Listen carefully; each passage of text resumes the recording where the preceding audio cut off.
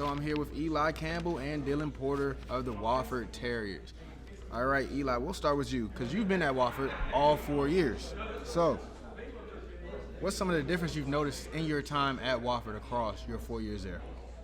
I'll just say, like, as the years kept progressing, we became better as a team.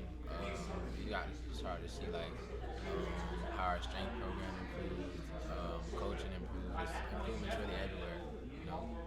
And this is your first year coming off of a winning season since you've been at Wofford. So talk to me, what's it been like this offseason? You know, has there been some momentum carried over? Definitely momentum carried over, trying to, like, just keep improving any way we can and just keep getting better, keep climbing.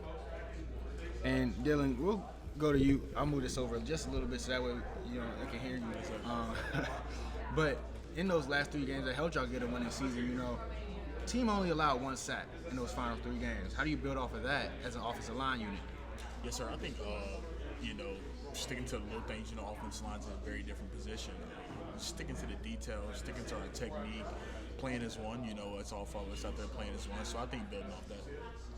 And what's it like to block for a guy like JT? It's huge, man. He's a great guy, great quarterback, great patience in the pocket. When JT's behind us, we're rolling at all times. Now, Eli, back to you. You got a head coach, played your same position in college, free safety. What's it like having a head coach that played your position? It's cool. He definitely shows me a few things or tells me a few things that help me on the field. But yeah, it's just nice to have. And in the team, it had 5 defensive touchdowns last year, 15 interceptions, 10 forced fumbles. So what's the philosophy on turnovers y'all got? We like to punch out the ball. Like, every day we punching out the ball, every play we're punching out the ball. We really just, like, say it's an effort thing. Like, takeaways is just effort, like, who want it more, you know what I'm saying? So we put a big emphasis on it and try to put it in. We do turnover, takeaways, we try to, like, make a big emphasis on it. You had 4 interceptions last year, right? Yes, sir. So when you see that ball in the air, what's going through your head? Gotta have it. My ball. All right, Dillon, back to you. So you guys lost 5 games last year by 1 score.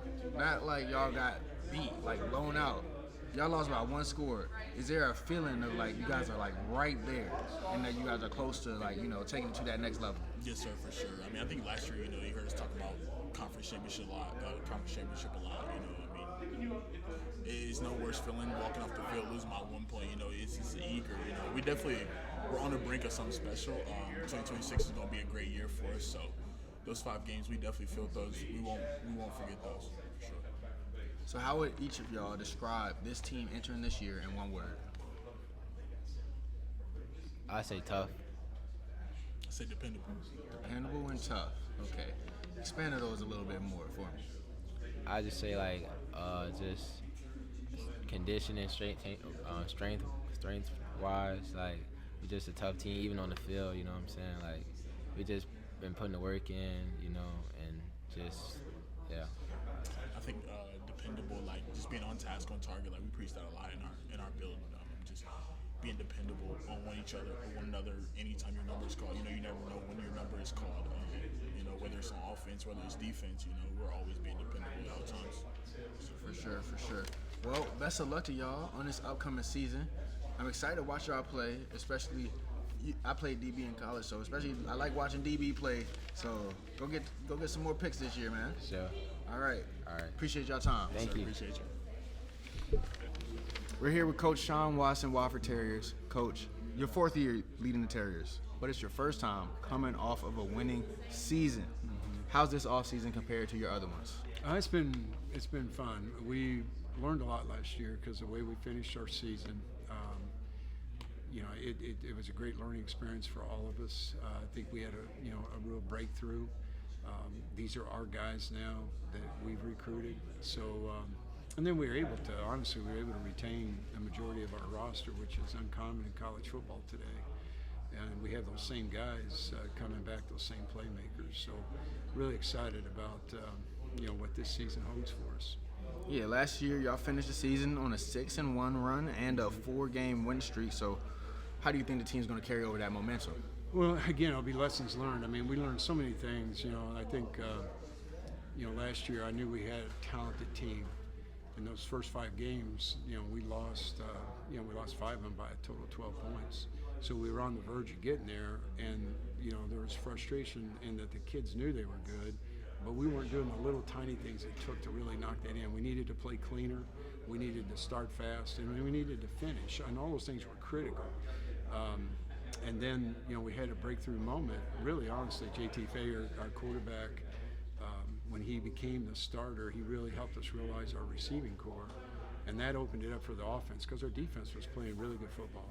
Special teams was really tight, playing good football, and we needed to get our offense going. We needed to get our receiver room going because when they go, we go, and that's what happened. Yeah, you're good at segueing, because that was my next question going to be about JT Fayer. He had the single game touchdown record against VMI. So what is it that you noticed about him this offseason as he's preparing to take that next step as a starter? Well, the best thing that's happened to JT is, honestly, he's a great kid. He really wants to be good, and he's in a room that's really competitive, which is awesome, because Ethan Drum, who had been the starting quarterback, really opened the door for him to take his chance, because of injury. We lost him for the season. Ethan came back in the winter and was back for spring ball, been back all summer, and the two have been great, competing, because honestly, you need great competition at quarterback to elevate that room, because our world at college football is centered around that quarterback room. They got to be able to distribute the football to the playmakers. So, JT, has been on task, been on target, and so is Ethan, because they're competing hard. So it's an open competition right now. Yeah, JT's going to have the first shot at it. He's going to walk out there, when we start practice here first. But we want to, in all fairness to Ethan got hurt. He didn't lose the job because of performance. He lost the job because of injury. So we want to give him, see where he's at in his development, and I think it's good for our football team. My career's been quarterbacks, and I think it's good for our team, good for them, and good for the room. Yeah, and on the other side of the ball, number 4 scoring defense in the FCS last year. Mm-hmm. How would you describe your team's philosophy on that side of the ball? Well, number 1, Mitch Doolittle, our defense coordinator, does a phenomenal job. He's a great student of the game. He does an excellent job of putting our guys in position to make plays. What we were able to do last year with Max Pulley, his consensus All-American, led the country in interceptions. I mean, he had a phenomenal year, and Mitch did a great job. The defensive staff did a great job of putting him in places to make plays. And, that's what they do. They do a nice job of getting extra hats in the box and then, creating confusing looks for the quarterbacks. I love sitting in there and listening to them work and talk. And, from a quarterback perspective, offensive coordinator perspective, I can lend some experience to them. Yeah. That's good. And, they do some great things. They're really creative. So when you guys go to, offense versus defense and here in fall camp a little bit, you'll be some competing on your end too. Well, it's, what I've done is I've really stepped into more of the head coach's role. I've got Lane Noss there as our offense coordinator now, and Lane's done a great job with our offense. And, Lane, Corey Woods, who really coordinates our run game and helps Lane. He's his right-hand man, and, Mitch Doolittle. The 4 of us really work well together in, really creating a vision for both sides of the ball. This hurts, this is good, and there's we share a lot of information. The, first expert we have to go to is the guy down the hall called defense coordinator, or the guy down the hall called offense coordinator, to get a lot of questions answered. So we have really good chemistry as a staff that way. For sure. And before I let you go, I know you had a long day, but I need you to answer just one more question for me real quick. And the one is going to be the number here. Can you give me one word to describe this team entering 2026? Relentless. Relentless. Yeah. Okay, I like that. Yeah, guys have, because the way we finished our season, the veterans that we brought back, the reason they came back, we're pursuing something we all came there to do, and that's Wofford has one of the great football traditions in all of FCS football history, is to get it back, and that's what our commitment is. All right, Coach. Well, All right, buddy. hopefully you guys can get it back this year. Best of luck on this upcoming season. All right. Appreciate All right. you. Thanks, Coach. Thank you.